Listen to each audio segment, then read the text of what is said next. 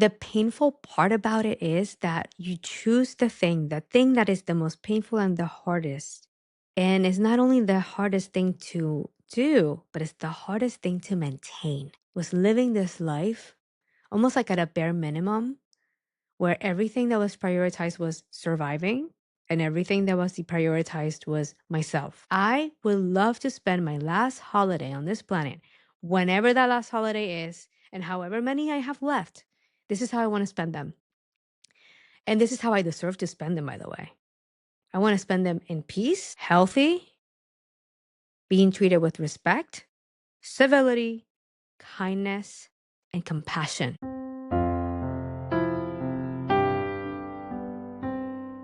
Imagine having to cut off someone you love and who you always thought would be in your life. Realizing that this entire time they have been hurting you and with no signs of remorse. They have taken every opportunity to not only abuse you, but also use you for their own gain. And then imagine that distancing yourself from that person is shamed by other people who call your decision to protect yourself a trend. Today, I want to talk about estrangement.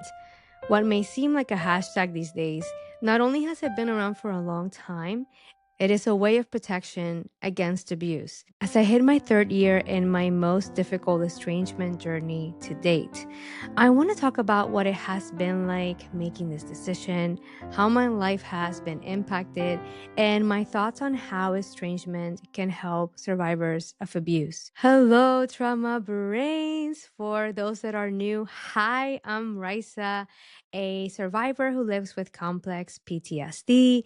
And I created this podcast because I know how confusing and isolating healing can feel. Welcome to Hello Trauma Brain. Here we talk about the ups and downs of healing complex trauma, boundaries, coming to terms with the fact that people I love were abusing me, and what it looks like to heal one slow and tiny step at a time. If you are living with C-PTSD or supporting someone who is, this podcast is for you. Welcome, new and returning trauma brains. I am so glad you're here. Before we get into the episode, a quick reminder. I am not a therapist or mental health professional. Everything shared here is based on my personal experience, and this podcast is not meant to replace therapy or medical support. If you think you may be living with C-PTSD or any other mental health condition mentioned here, please reach out to a licensed professional who can support you. Any people, services, or resources mentioned in this episode are not sponsors of Hello Trauma Brain. Also, this episode may mention trauma or topics that could feel activating. If at any point you need to pause, take a break, or skip the episode completely, please do what is best for you. All right, let's get into the show. The check-in is that this is my first full-length video episode. For those of you that are new, the video episodes are a new thing. I've only done video episodes when there have been guests in the past, but yeah, this whole solo video episode is a new thing for me. And yeah, I am basically kicking it off with a really hard episode, one that feels very vulnerable to me. And I didn't plan it that way. It just happened to be that way. And today, as I was getting ready for this episode, I started taking things off the list in this effort to find out or to find a way of doing this in a way that was gentle and kind for me. And as recording this episode approached, a lot of feelings started getting stirred up. And I started to realize that I wanted to make this as easy as possible. And as I was reflecting on that, I realized that putting makeup on and dressing in a fancier way and having a fancier background was just not needed. And I decided to come on here cozy, no makeup on, sweater on. I still got my pajamas, just showing up as I am, because I feel like today I'm gonna need a little bit more extra care and compassion and easiness overall. So I'm gonna listen to that and try to accommodate it as best as I can. So about the sweater that I'm wearing, this is actually one of my favorite holiday albums. It's by Andrew Bird. It's called Hark. You cannot see the whole thing, but this basically this is the cover of the album, which Andrew's mom drew and even like taking that in. And I'm talking about a son and a mother that are collaborating together. Feels a little bit triggering for me. And yeah, it's actually a really nice indie folk slash jazzy album. And I haven't heard it yet this season, but I'm going to. It's usually how I kick it off.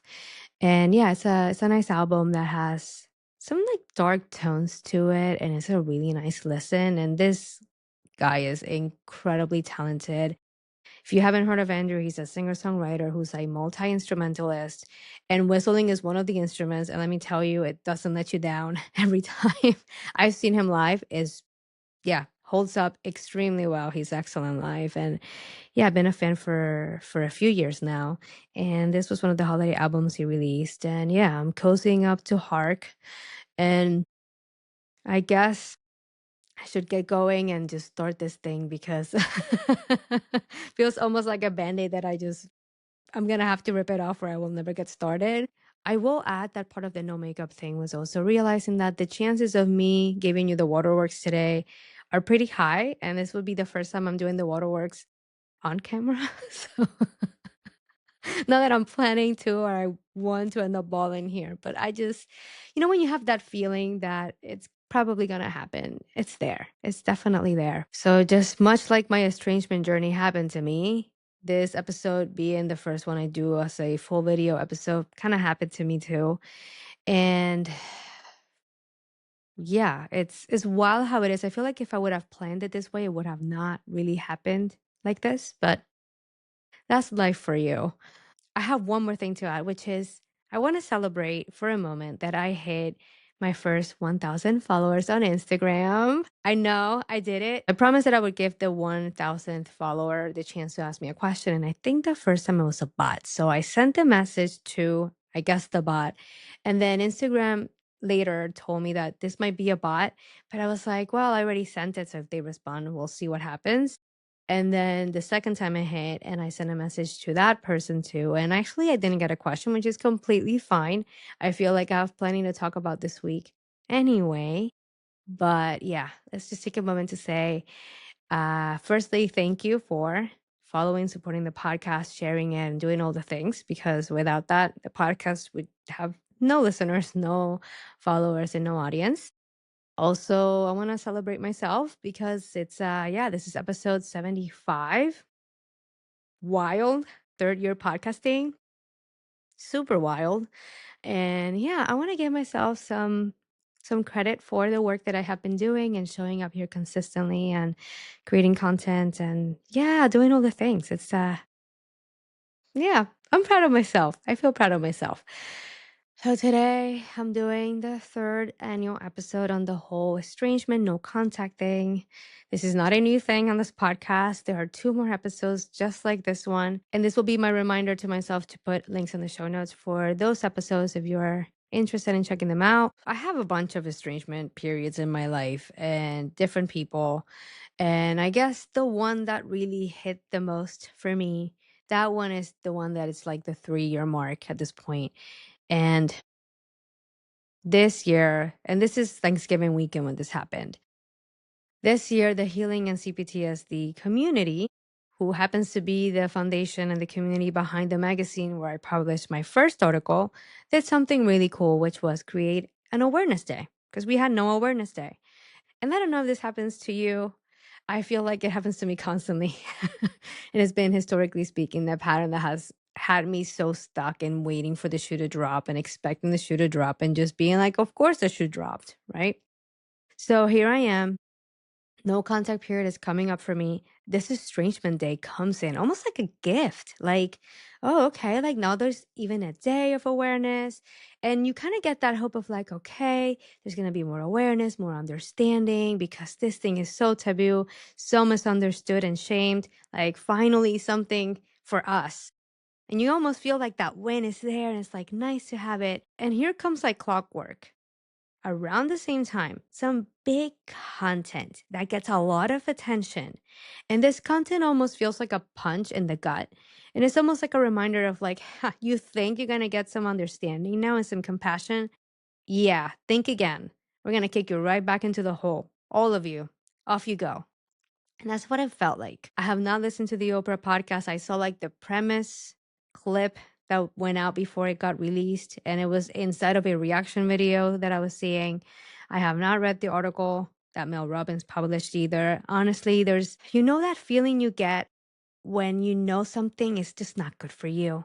And you know it, and you haven't read it, you haven't seen it, you haven't exposed yourself to it, but you just know deep down, like there's this part of you that goes, if I expose myself to this, it's going to be so harmful and painful. And I have that feeling, and I have not done it.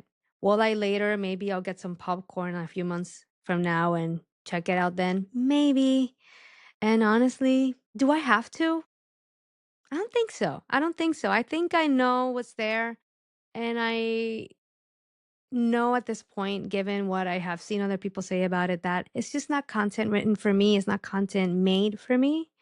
And I feel like sometimes it's hard for me to like not do everything all in. I can have a podcast about this stuff and not see every single thing that comes out on it. Right now I choose not to expose myself to it as a way of protecting myself and my energy and my heart. It's a tender time. I just had 3 years. This is a painful time for me already. I don't need more pain and shame thrown my way. So this is not going to be a reaction video to all that content. This is going to be what I've done in the past, me talking about my experience. And if you're interested in hearing the perspective of a survivor in terms of estrangement, this episode is for you. If you are looking for more of what that content has to offer, not only that content, but more of it is out there. And you probably can skip this episode at this point, unless you're interested in my perspective. And if so, welcome. And for those of you that remain still here, you can at this point sit back, pick your beverage of choice, and let's dive into this a little bit gently and see where it takes us. I will say, in response to the stuff that has been circulating out there, is estrangement is not a trend, it is a journey. It's a journey, and a painful one, by the way. I can't control other people, and I cannot control what they create and what people consume, but I can control myself, and I choose to create content to cater people like me. And that's what this episode is going to be. If you are estranged like me, I do invite you to write I am estranged too in the comments section. I know I'm not the only person who's going through this, and I know there are a lot of us who are navigating the vast and deep, painful waters of estrangement. About estrangement, it can happen in all types of relationships. It tends to be more of a topic when it comes to the family realm, but let's face it, it can be your actual family, it can be chosen family, long term friendship, romantic partner, a group that has been substantial for you, and now you can't talk to any of these people. That's estrangement. About estrangement, it's not new. This has been happening probably for as long as human beings have existed. I actually grew up with a lot of estrangement being modeled. A lot of the adults in my life had estrangement going on left and right with different people and for different periods of time. So it was not an uncommon thing for me to like see someone that was always around just disappear, and sometimes it would be for a few months, and sometimes it would be like years, and in some cases I never saw them again. People would disappear and sometimes nobody talked about it. It was like a lot of Houdinis just pulling the magic act of vanishing into thin air. And then if they would come up, it would either be to speak of them very poorly and like drag them through the mud. And sometimes it would be this thing where like some people would talk about them, but they would be very careful to say, like, make sure you don't talk to so and so about it or don't mention it around them. But by the way, this is what's happening, sort of, kind of. There was a lot of that. And I never thought I would be engaging in estrangement.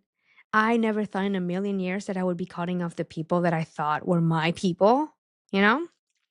But it was one of those things that like it almost followed me, and it didn't go anywhere until it was undeniable that it was the only choice I had left. If you can even call it a choice. I have forgiven so many things in the past, but when things are not changing, the hurt continues and it gets worse.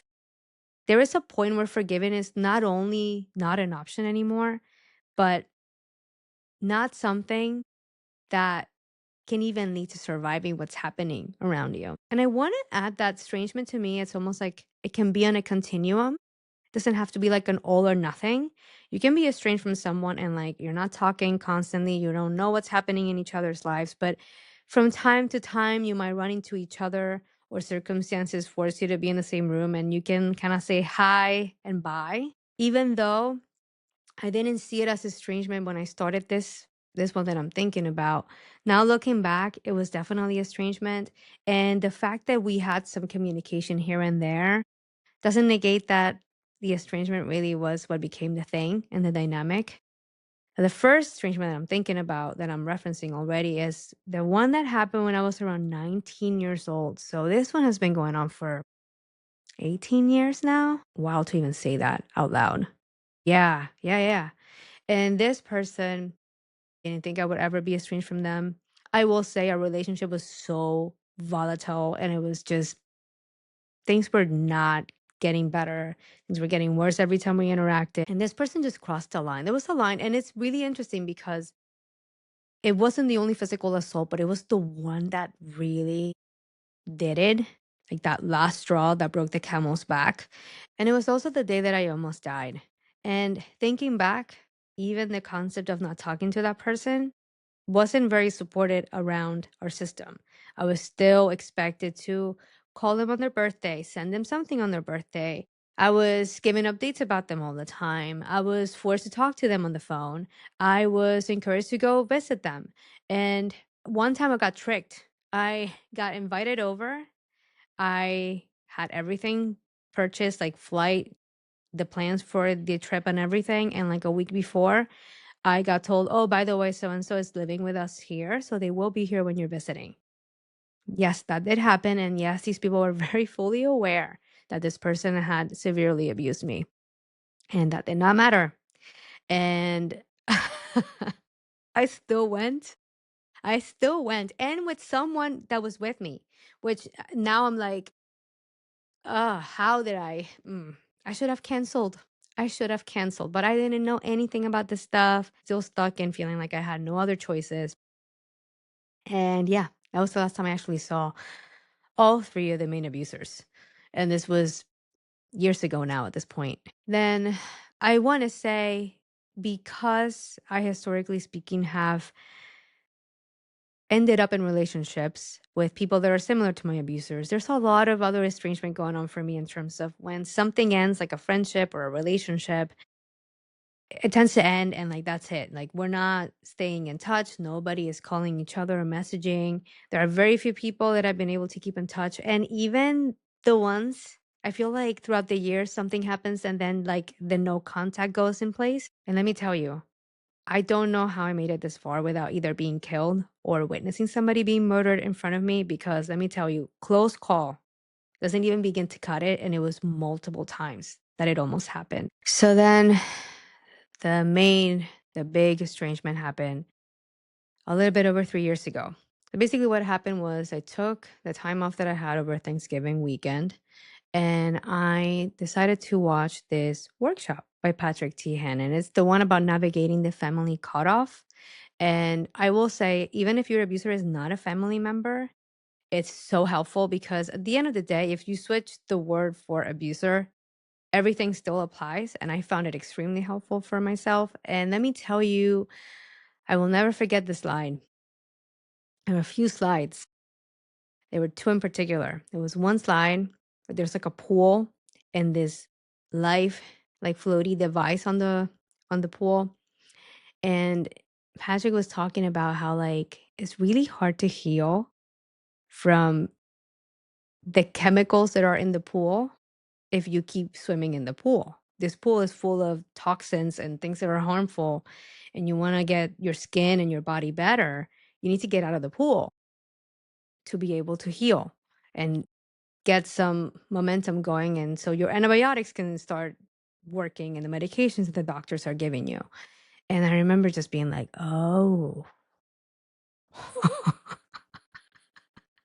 I was felt like, okay, that's why that tracks, because at the time I had spent months doing therapy, being in support groups, working so fucking hard. And I would make progress and then I would call them for 10 minutes once a week. And all the progress I had made back. And then I would start recovering from that 10-minute call and do the work and start to feel better. Okay, here we go. I'm starting to feel like I did 2 weeks ago. Great. And then another call would happen and I was back. Not only 10, but now 15 steps. And I kept doing that for months and months and months. And then there was another slide where it was like a diagram, and it basically was like kind of like a choose your own destiny thing. So it was like, okay, you're here. Did you try this? Then if so, you can go here. And if you haven't, then try this thing. And it would kind of like guide you. And eventually, like, you keep going and you get to either low contact might be best, no contact might be recommended, or I forget what the other options were. But those were like the two mains that I was kind of vacillating between. And I got to the no contact. And I realized with that slide how much I had tried already, because I feel like I was stuck in this. Did I try enough? Maybe I should try contacting them and like telling them what's going on, or I should try this, or I should try that. And did I say that like explicitly? I don't know, maybe. And then I saw that slide and I was like, okay, I did try that. I also tried that. That didn't work when I tried it the first 100 times. And it was just one of those things where like I realized, oh my, I have been trying for years. This is not months now. Like all these things have happened throughout the years and nothing changed. Nothing. Estrangement is painful, confusing, terrifying. Think of the worst choice possible and the scariest. That's estrangement. This is not easy. This is not trendy. This is not like whatever. It takes a lot to get there. And estrangement is not the only option. There's many options out there and things that work differently for different people. This video is definitely not this is the only choice that you have. It's a video about how when this happens is because it was the only choice left. And let me tell you, the 3 years that I've spent no contact so far have not been a joyride. They have done everything they can to get me back into the fold. They have recruited people to send cryptic messages and emails, trick me into picking up gifts they send. Let me tell you, they've tried it and they're still trying, probably as I speak right now. And the painful part about it is that you choose the thing that is the most painful and the hardest. And it's not only the hardest thing to do, but it's the hardest thing to maintain. Because I'm not only dealing with their flying monkeys, I'm not only dealing with their messages, I am not dealing with the fact that they keep finding ways to try to hijack the blocking that I've done. I'm also getting shamed by strangers, people that do not know me. They have no idea what I survived. They have no idea what these people have done to me. They don't give a damn about what happened to me. They don't take a moment to consider for a second what happened to this person that they made this decision, this painful decision. I wonder what happened. None of that is happening, right? Strangers that have no idea out there creating content, shaming people like me. Talk about hard to maintain.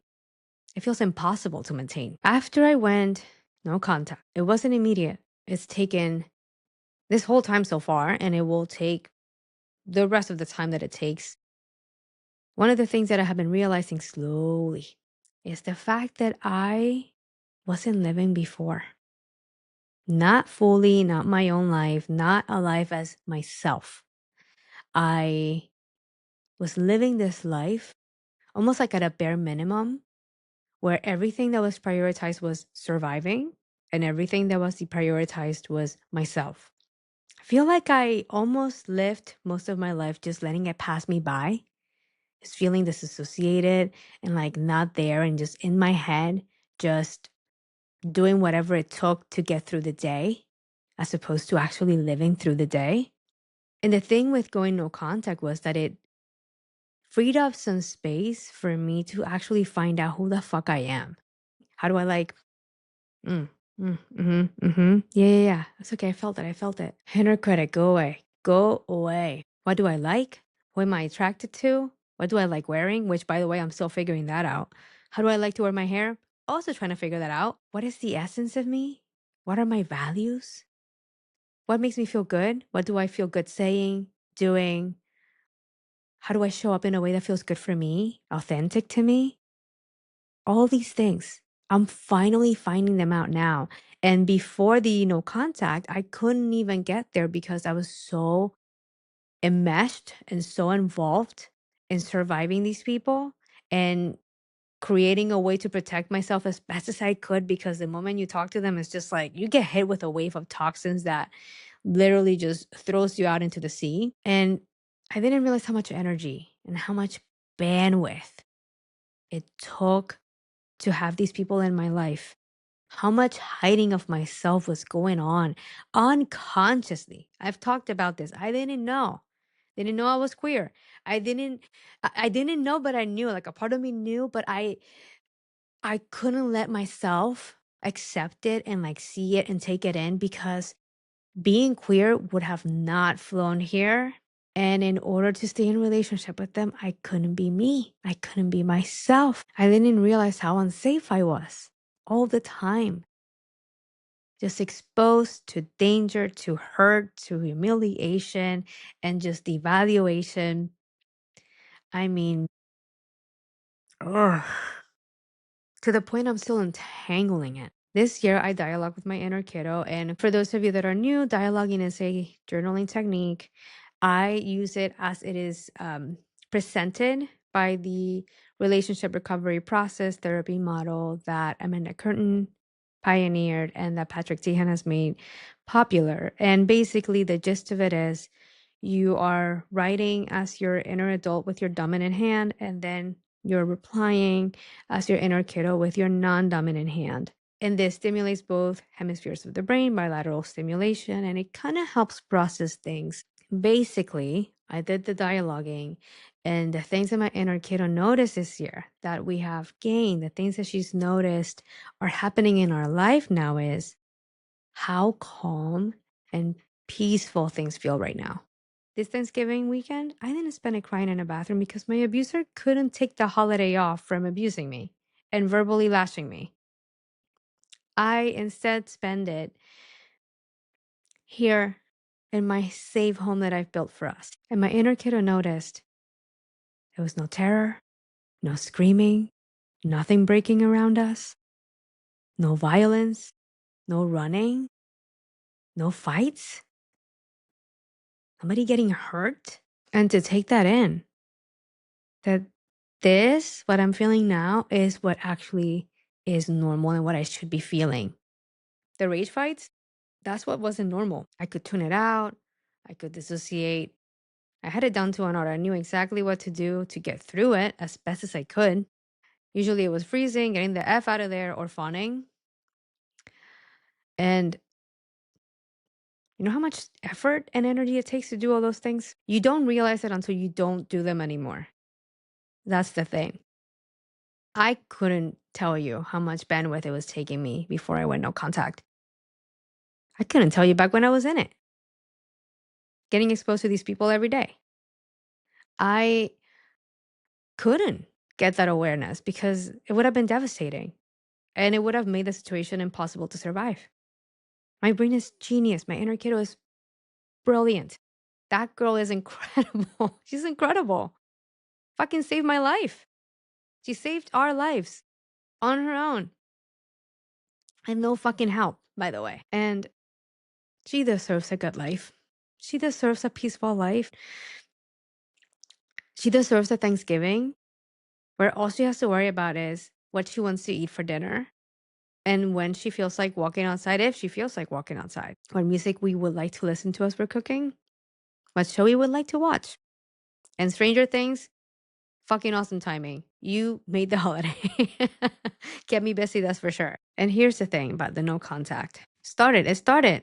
I knew it. I knew it. Even though I do feel better and there was more peace and more calmness around me, the fear's still there. It's different though. It's like a different type of fear. It's almost like this memory of the fear, if that makes any sense. I want to transition into something that I'm very passionate about. I'm not gonna lie, a little bit scared to say it, but I feel like it needs to be said. There's one thing in particular, and something I have heard myself. I remember It took so much courage. I was so afraid, but I did open up to two people about what was happening. Actually, I opened up to a few people, but there were two people in particular that I opened up in this particular situation I'm thinking about. And I told them what had happened. They know the abusers and they actually are aware of how problematic their behavior can be. And I opened up about how things really were and the fact that I wasn't talking to them. And I remember one of them said, at first they started talking about some neighbor that just died of a heart attack before the age of 50. And it took me a second to realize where the hell this was going because it seems so random to me to like I just shared this and they're talking about this neighbor that just died. Like what does that have to do with this? And then it hit me. And I want to say it didn't hit me until I had already left and was about to merge into the highway. So like maybe like 5 minutes into the drive back. And I was like, oh, fuck. They were trying to get me to go, oh shit. I should not be going no contact with these people because I don't know how much time they have left. They could die any day now, and I don't want to regret it, right? Like that's what they were trying to nudge me into realizing. And I've been thinking about that lately because as the year mark hits, you kind of start getting the flashbacks of the things that have happened because of this. And of course, that flashback came in, and I was like thinking about it again. And then it hit me like, okay, let's play ball for a moment here. And let's use this you never know when someone's gonna die thing. And let's apply it. Let's use the thing they use against us and actually take it in and apply it the way that it should be applied. Okay. If we want to go by the logic of you don't know when someone is gonna die, okay, that means not only do I not know when they are gonna die, I don't know when I'm gonna die. Do you know when you're gonna die? Nobody knows. We don't know when any of us are gonna go. Okay. Stay with me. You're going to like this, especially if you're a survivor who has heard this BS thrown at you. If I'm going to go by the, I don't know when I'm going to die or anyone is going to die, then let's just say, hypothetically speaking, that this holiday season is my last one. I don't know what's going to happen to me. Maybe this is the last one for me. If I'm going to go with this logic, then do I want to spend my last holiday on earth alive getting abused by those three? That's how you want me to spend my last fucking holiday? No, thank you. I would love to spend my last holiday on this planet, whenever that last holiday is, and however many I have left. This is how I want to spend them. And this is how I deserve to spend them, by the way.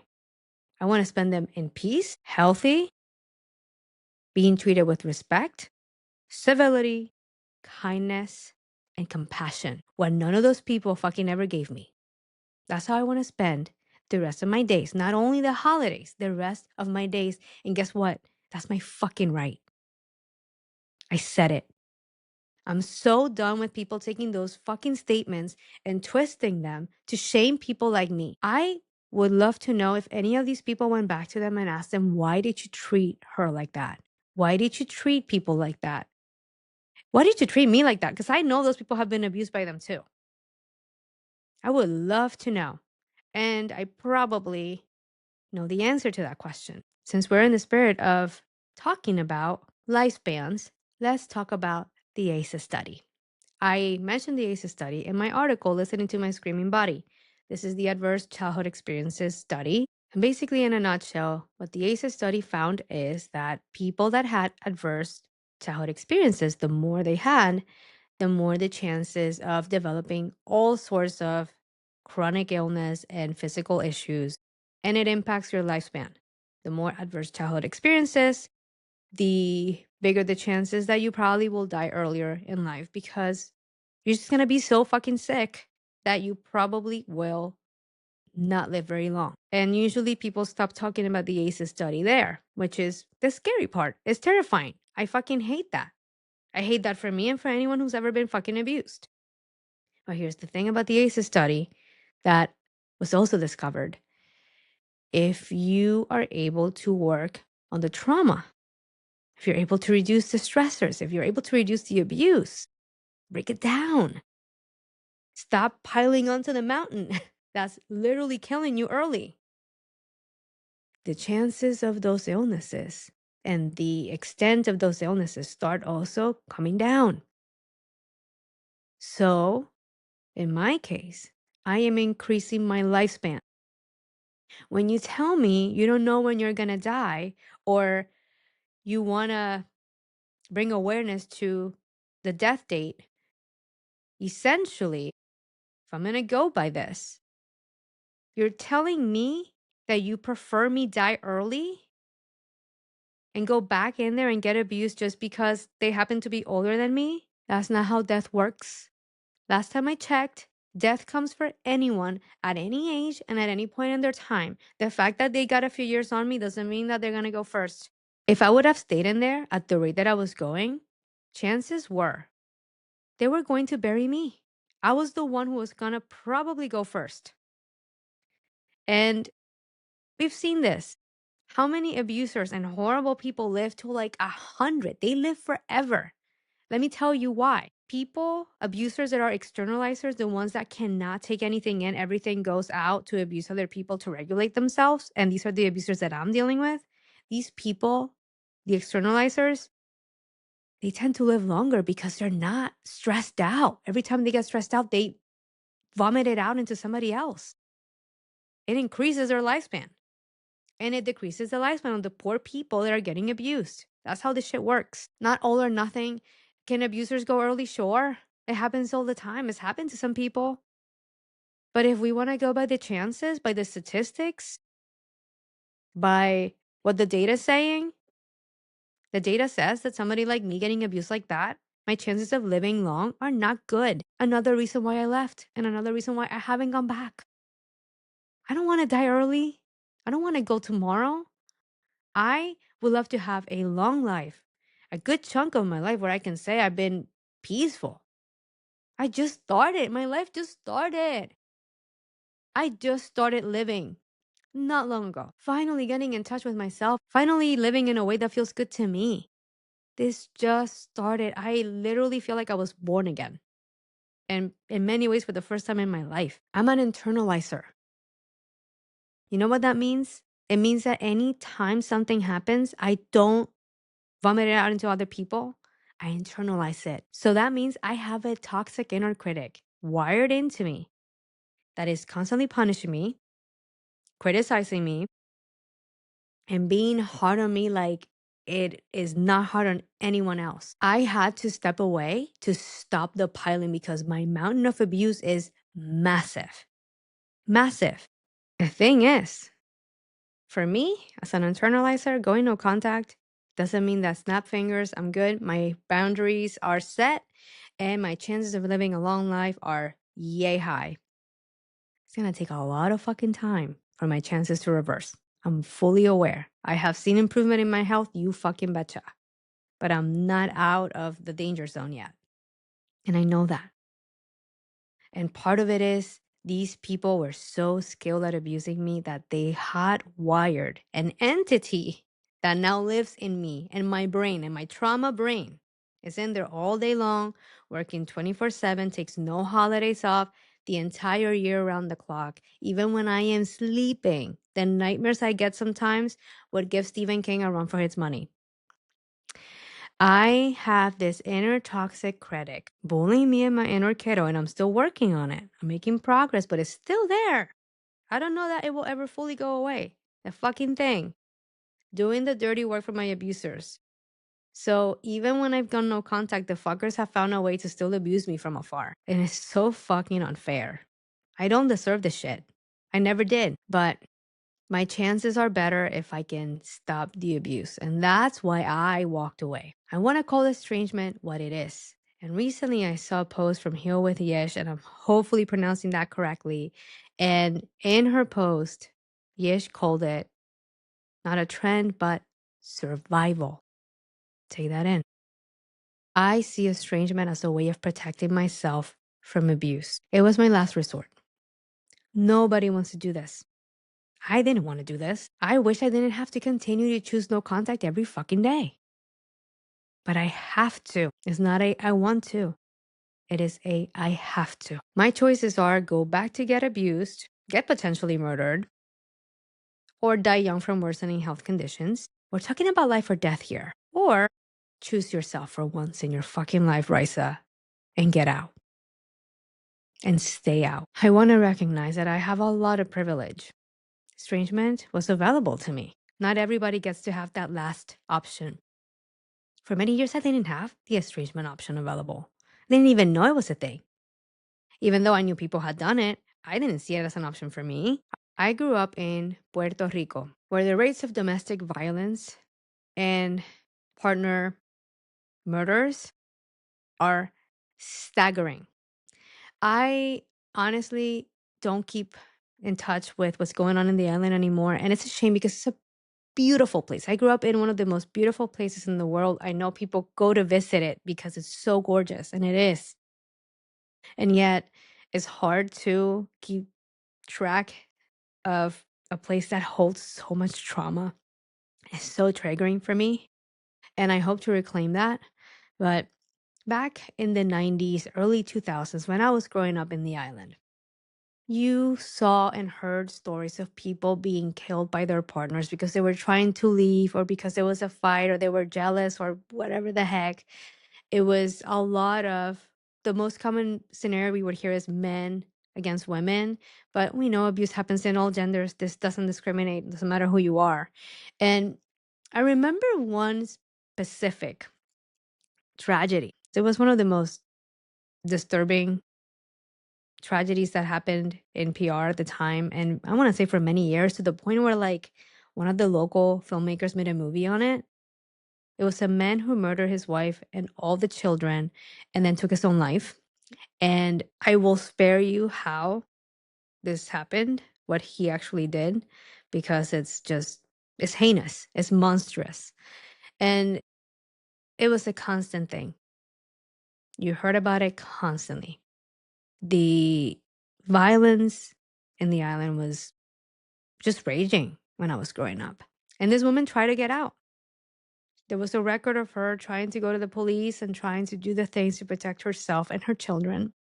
And the court system, the law enforcement system, failed her. And it makes me angry to hear people call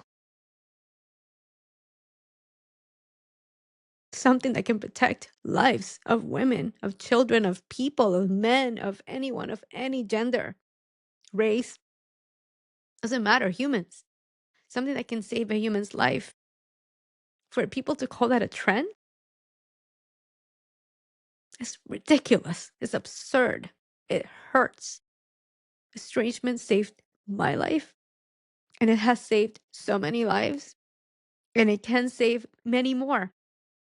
What makes me sad and angry is that the more estrangement is shamed, the less people who actually need to use that option, people who might be saved by that option, won't have it available to them.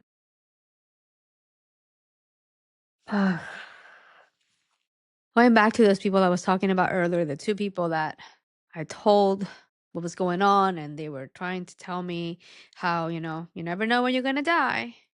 That same person who said that also when I was leaving, I remember they hugged me and they said, "I'm so sorry it was unhealthy." I remember I said thank you. I remember I left, and also I was already driving a few minutes in when it hit me. Unhealthy? Unhealthy is eating deep fried Oreos. This is not unhealthy. This is abuse. I was abused. This was not an unhealthy thing. The fuck's going on here? And that's what's going on. People keep calling it something else that makes it more comfortable and digestible. And you know what happens when you make something more digestible? People get hurt, really hurt. Let me tell you, this whole trend thing kind of brought up those feelings again of like, this is not unhealthy. This is abusive. This is not a trend. This is life-saving. This is protection. I'm not wearing the latest jean style. That's a trend. This estrangement, this has been the most impossible decision I have ever made in my entire life. Didn't feel like a decision. My abusers pushed me there. I was backed into a corner with nowhere else to go. Alone, without support, starting to see my life flash before my eyes. And I had two choices. I could either go back and let them end me, or escape. So I escaped. Not saying that they would purposely try to end me every single day, though if they were to try, I would not be shocked. But here's the thing. There's many ways you can end someone. You can end someone by being reckless, negligent, unable to look at your own behavior, and realize that you are deeply hurting someone. My abusers are people who turn into monsters with a snap of fingers. You can see the light go out of their eyes. And I have heard some people call some of them possessed. And for a long time, I feel like it was easier for me to like also get on board with that. Like, oh yeah, it's almost like something is possessing them, because it was easier to take in that this outside entity was really the one controlling them, when the truth was, it was them all along. The truth was that the rare outcome was when they were having a good day. That was the surprise, not when they were raging. And also, the thing is, if I'm honest with you, when they were in my life, I wasn't my best self. You know how like people can bring the worst out in you? That's what would happen. I would start snapping back and getting passive aggressive and throwing my dicks too back. And sure, I know reactive abuse is a thing, but let me tell you, I'm not proud of it. Even when it was reactive abuse, filled with shame about it, and I regret it to this fucking day, and I wish I could take it back. Do I wish I could take it back? Yeah, for the most part, even though these people, if you only knew. But yeah, still, I feel like there's no excuse for abuse, and that applies to me too. I definitely don't want to behave like that again. I don't want to be behaving like that all the time. And I am a better person because I walked away from these people. That's the truth. I am yet to meet or hear of a survivor who went no contact or is estranged for no reason.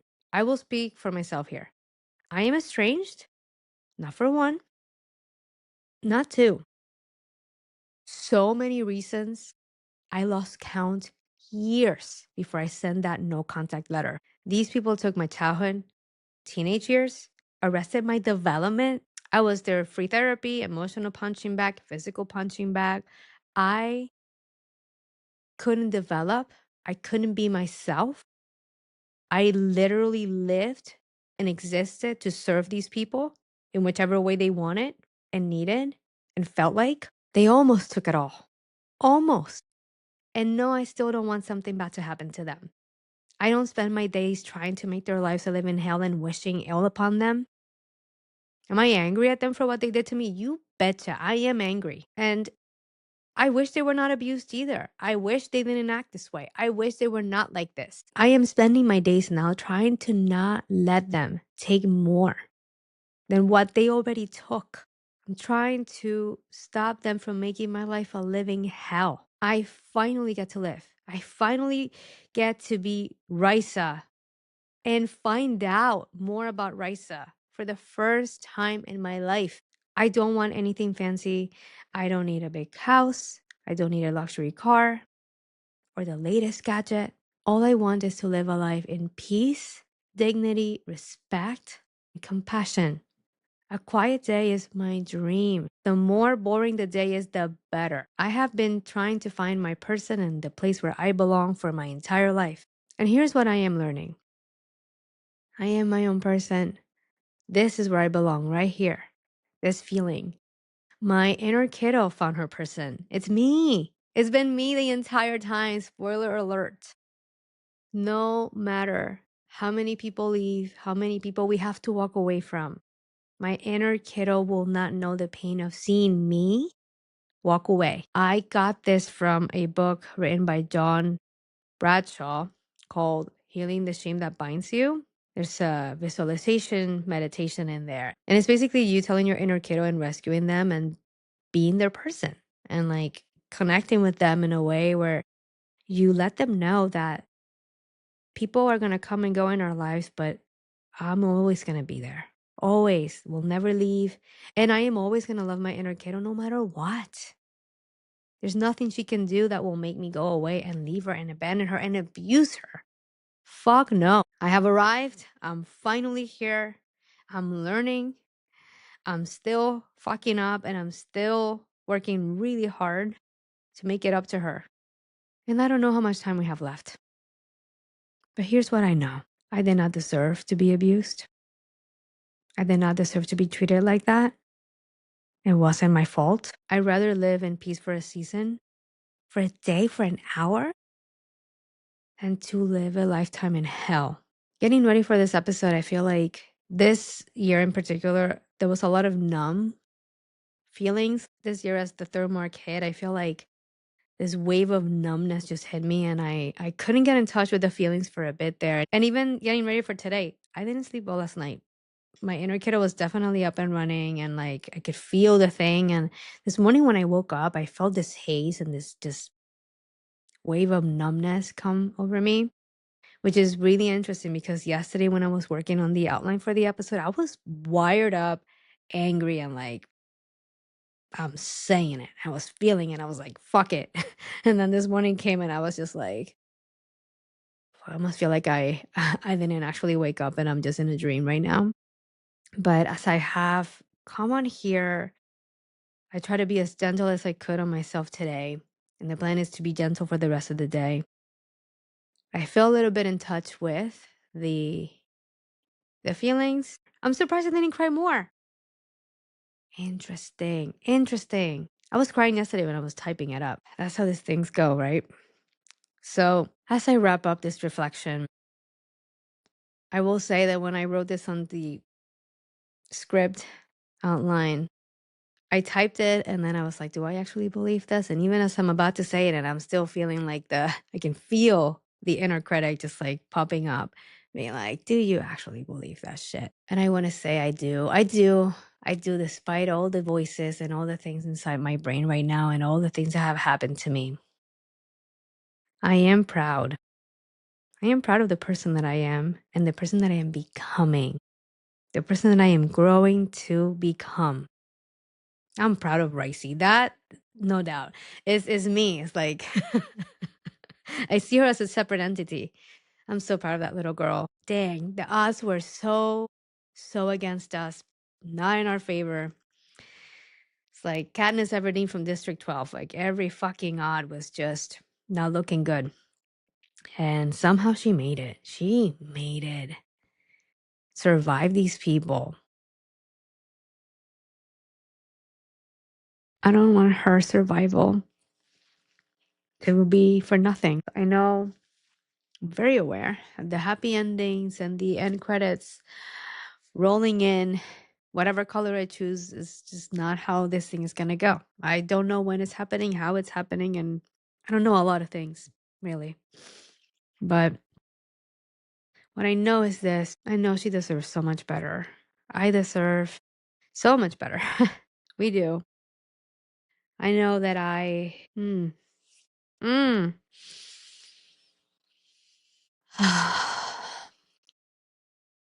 Survivors deserve better. We have gone through so fucking much. And what we do not need is for people to minimize, invalidate, and shame not only what happened to us, but the decisions we are making to protect ourselves in the best way that we can. I am aware that the people listening to this are probably not the people who are shaming us, but in spirit of saying it, in case it ever reaches anyone who is, really think about the impact that your words can have on someone.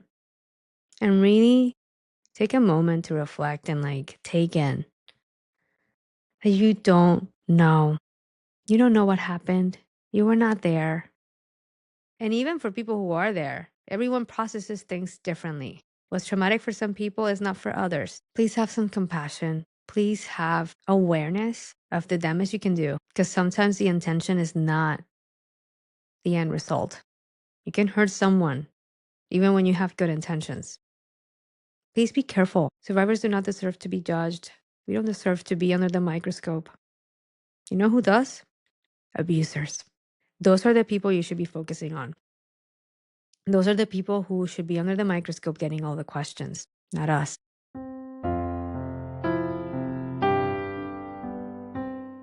In this week's healing invitation, I want to offer you a few things to reflect about.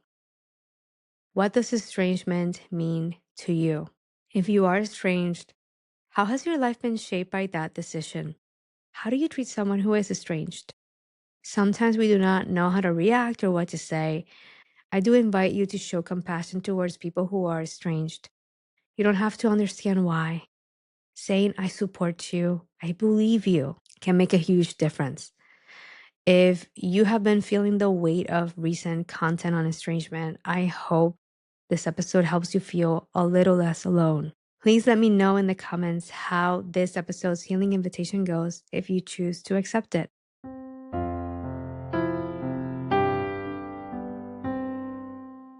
Before we wrap up this episode, all music and production is courtesy of yours truly.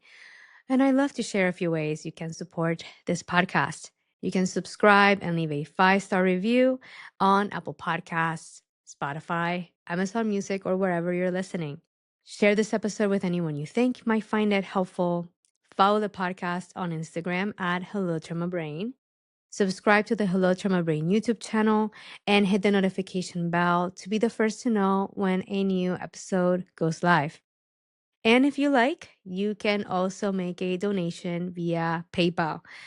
Thank you in advance for your support. Even a little goes a long way in helping this podcast reach other survivors who might benefit from finding this content. No worries. Links to everything will be in the show notes.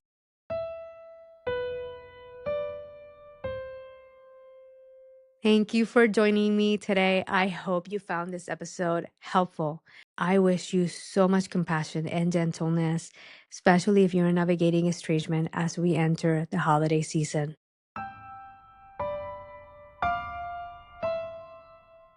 It is time for our farewell affirmations, and I invite you to repeat after me. I welcome the belief that I am enough. I am lovable. And I deserve to heal. If you're watching on YouTube, you will see links on the screen shortly that you can click to check out more episodes and subscribe. I wish you a gentle rest of your day. Thank you for your presence, and I will see you next time.